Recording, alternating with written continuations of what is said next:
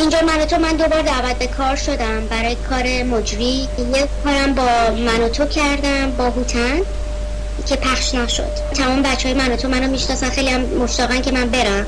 منم همیشه تو استیج هستم، نشستم و پشت. سلمان من بودم، من اون شب بودم.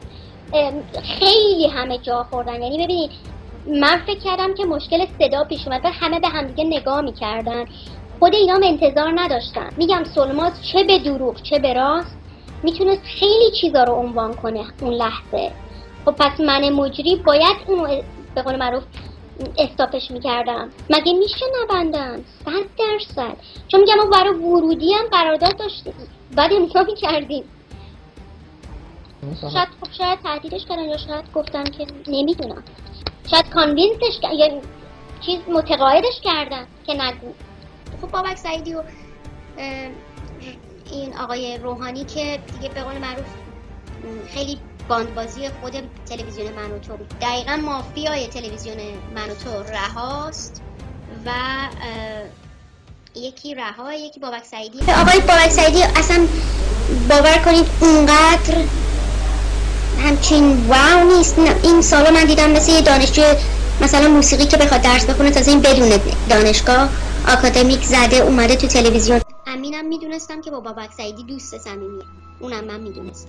حالا شایدم چک بعیدم نباشه، کسی نمیدونه پشت پرده چیه. انقدر ساپورتش میکردن، یعنی میدونی یه جورایی میکردن تو مغز آدما که امین خیلی خوب. واقعا با آقای شهرام آذر و بقیه داور با هم قهر بودن. عملا فقط آقای حامد نیکبی و شهرام آذر با هم صحبت میکردن، بقیه با هم قهر بودن رسما. من اونجا بودم دیدم با چشم، چیزی بود که من با چشم دیدم. کسی سلام علیکم با هم نمیکرد در این حد. واقعا باید داور باشن، هیچ به قول معروف هیچ کی فامیلش رو نیاره بخواد بیارتش بالا. آقای شهرام آذر به قول معروف تو رپ تخصص داشت، تو چیزای دیگه نداشت.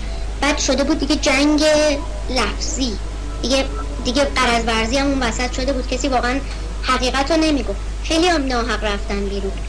حامد نیکبی با همه سلام علیک داشت عادی، یه ذره خوشو کشیده بود کنار، بیرون بود تو این باند بازی نبود.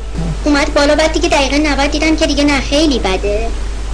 امیر حسین اول شد ولی اون دوم شد، آوردنش بالا تا جایی که میخواد.